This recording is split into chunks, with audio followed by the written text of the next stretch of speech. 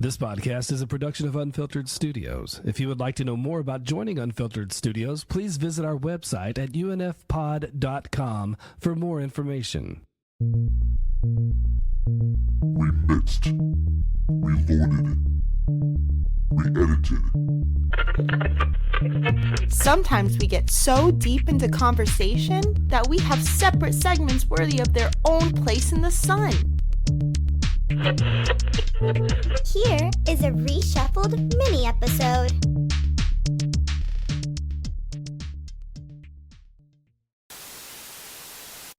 Speaking of Hellraiser, do you guys...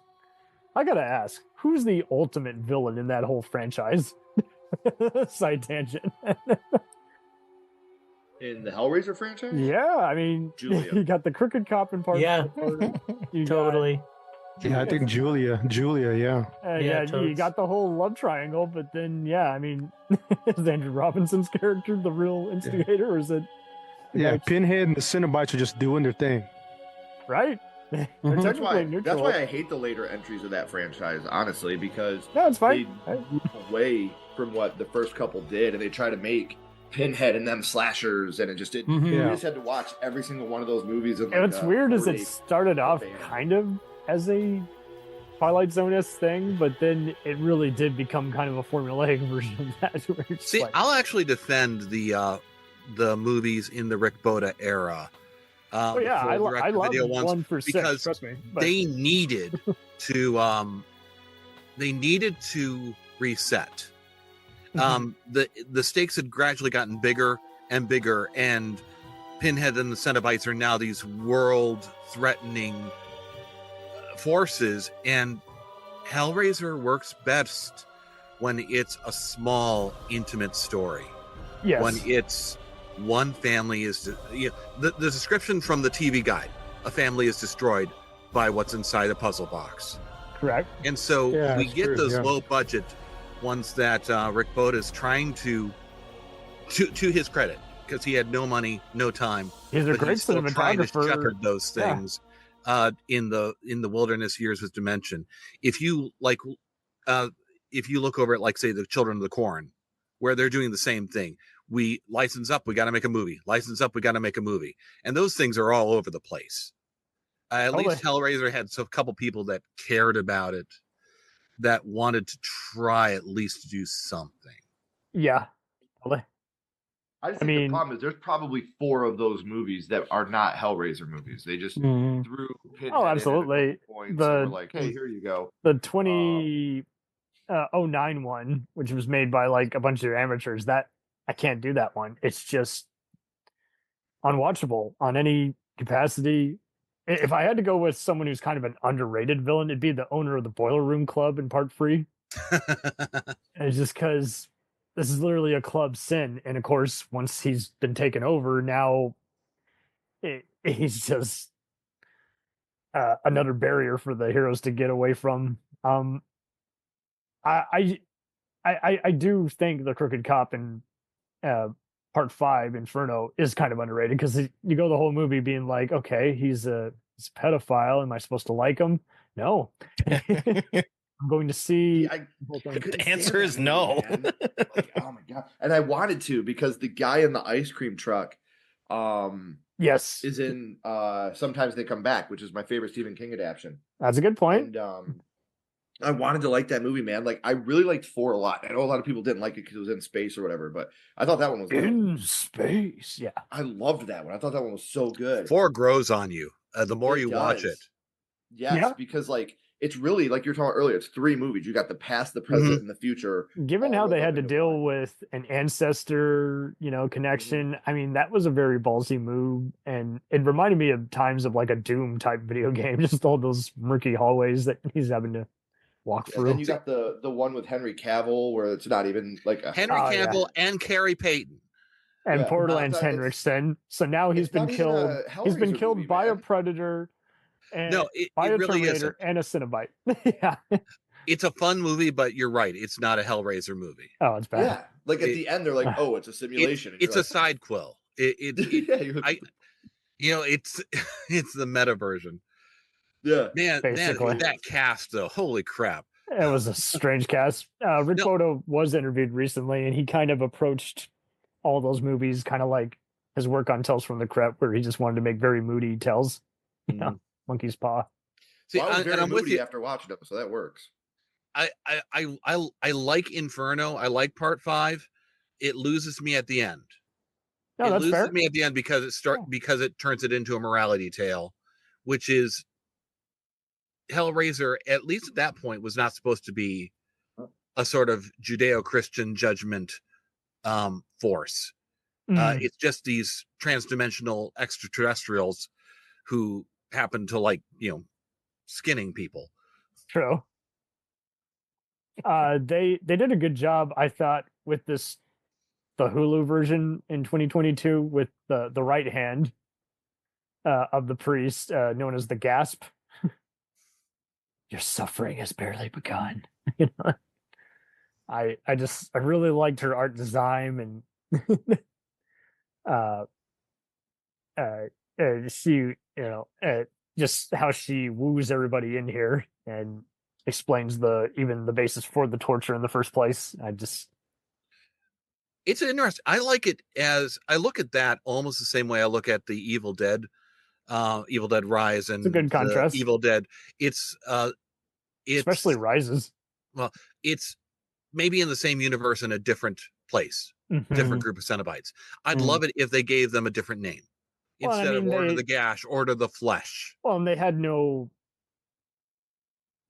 choice. They had to do their own take on it, and it was just like, yeah. I mean, Pinhead wasn't supposed to be the main guy running the show. He just grew on people, and so they started doing that. But it's like, Clive Barker fought to not have Pinhead as the original cover art. Like he fought. He did not want Pinhead as the cover art. Much like his studio debacle with freaking Nightbreed. He just had to he's always been at war with studios, much like these many authors. And it's wild because Nightbreed apparently crosses over in the Hellraiser comics. Well, and the comics is really it's such a good take on Hellraiser because they go full on anthology. They go, this is about the box. It's not about Pinhead. He'll show up every 5 issues or so. Yes. But let's explore some others and let's do some other stuff. Oh, and to your point with Part 4, I mean, Angelica, was really awesome as the demon princess, and just how she inhabited the body of a sacrificed woman and got turned on to a Cenobite later. I thought that was a neat. Almost looked like the Borg at times. It's just like, I like it. She's. Have we all seen the work print out here for 4? I've seen clips. I really am impressed, and I'm glad they finally made it available instead of just rumors, because you want to see what could have been, even if it doesn't get a chance to be remastered. Yeah, there's crummy versions of it that have been floating around for at least 15 years. But then again, even that's incomplete because the script for 4, some of the original ideas and the stuff that's gone. There's set photos of scenes that look like they got half filmed and of like in the Victorian era, the gentlemen that are completely like Cenobitized. And even that, there's so much more to that movie than meets the eye. Concur. Yeah. I think it's good in hands now. I think Hulu's going to keep experimenting with that, especially after the result. But it's just funny though. Like, Hellraiser franchise should have way more villains than it actually has. It's even endless. It's endless, right? Like that's the good thing about it. That's what Nightmare on Elm Street should cross over with. Yeah, people complained about him being like Freddy, but I'm like, well, that's kind of what gave him a charm. See, I'd rather see that. We were at a convention and a guy made a handmade Nightmare on Elm Street, a handmade Freddy glove, and it was the box. It was gold and it had the lament configuration on it. And whoa! Instead of the finger knives, it had the long hooks. So like, having that Freddy glove with like the hooks that come out, like if Freddy became a Cenobite, after that I was sold. I was like, that would be fucking that would be amazing. To see that. Apparently the lemon configuration Apparently, it makes a cameo in one of the Pumpkinhead sequels. I mean, there's time, man. What I'd really like to see is that crossover with Phantasm, though. Yes. And particularly, if you look at give me a second, 6? No. There's only 5 Phantasms. But you're talking about Hellraiser 6. No, Hellraisers. Yes. The one with Winter, Deader. If you go look at Deader, and we've got this guy who is standing in Hell's way. Mm-hmm. Well, that's the Tall Man. The Tall Man is out there diverting souls that Pinhead could get. And with the reporter running around, yeah. And I would go as far as, okay, what if somebody, the only way that they think they can escape Pinhead, or the only way they could escape the Tall Man, is to summon the other one. Yeah. So that last shot, the Tall Man shows up behind them and they open the box. And that's where you get your crossover. That's where you get those two fighting. Bingo. I mean, even more so, a lot of people hated this. I dug how Dean Winter's character Trevor in part 6, Hellseeker, was such a piece of shit. I was like, okay, well, there's all these views, shots that. Yes, yep. He was Mayhem before he was actually cast as Mayhem, but I like how there's a great book on the whole series that talks about how there's all these shots that look like the Matrix where he's just wandering through an office. But I dug how Christie, from the original, was, had basically betrayed her principles to. That's what I didn't. I don't know, man. No, it's all good. It was well, good, see, now that wasn't supposed to be Kirsty. The character was named Kirsty, and somebody looked at it and said, "And you're not making this the original character?" It was that far removed. Mm. Wow. I think it would have been a lot better if it would have been a different character, honestly. I think I agree. I just don't think that in no universe does our Kirsty go back and open that box again. After everything she's been through, after everything she's seen, I don't think there's any universe ever, even with a cheating husband, whatever. I just don't think that there's a universe where she's like, yeah, fuck it, let's try it. I kind of got it as she had some PTSD, I guess. We'll return after these messages. Hey, it's Brent Pope, the host of Breakfast with Brent Pope. You've seen me on some of your favorite TV shows saying things like, give it up, Jimmy. You got to sink this putt to win. On Breakfast with Brent Pope, I sit down with guests from the entertainment world, and we do it all over breakfast. Or should I say Brentfast? Every week on Brentfast, you get inside Hollywood info and tips, great breakfast recs and foodie debates. Most of all, you get the most delightful 30 minutes of your week. So dig in. It's Brentfast time. Listen at Brentfast.com, Apple Podcasts, or wherever fine podcasts are found. Welcome to the Better Call Daddy Show, the #1 podcast where we admit, no matter what happens, Daddy has the advice we need to fix our problems. Introducing my dad, Mr. Wayne Friedman. That was good. It would be nice if you could also sing a song. What would the song be? You love Paris in the springtime. I just made up some words to it. I love Rena in the springtime. I love Rena in the fall. That's right. That's good enough. What I do is interview people of interest, share it with my dad, and get my dad's advice. My dad is my hero. Nobody's got my daddy.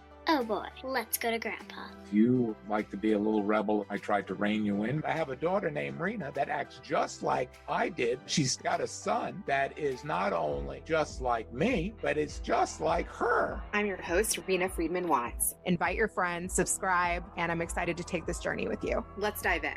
She was teasing this guy with this sword, and she accidentally cut his dick. Oh my God, I'm dying. And then he started to enjoy it. I started going down the phone sex rabbit hole. You've got the wankers, and you jerk off in 5 seconds, and then they're done because A, they don't want to spend money, and B, they're quick. My stepfather had mania. If I'm yelling at one of my kids, that fear, that rigid fear. Mom even said to me, I hope you have a kid just like you. There are lots of people that are being bought and sold right now for profit. If you think you're going to kill yourself, shut up and kill yourself. If you're not going to kill yourself, then shut up, smarten up, and it's all on you. The bullshit has to end. Wow. When I was 11 years old, I was raped and molested over the course of a year. What Jeffrey Epstein had was a sickness inside of him. I am Evan Castrilli Carmichael. I could do anything that I believe that I can. I'm so excited too. Let's go. Next on Better Call Daddy with my mom and my grandpa. Stay tuned.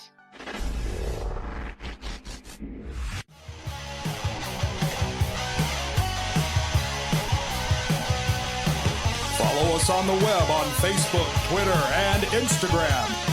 The podcast is available on Podbean, Spotify, iHeartRadio, Anchor, Apple, and anywhere else podcasts are available. Feel free to review our show and leave comments on any of those sites.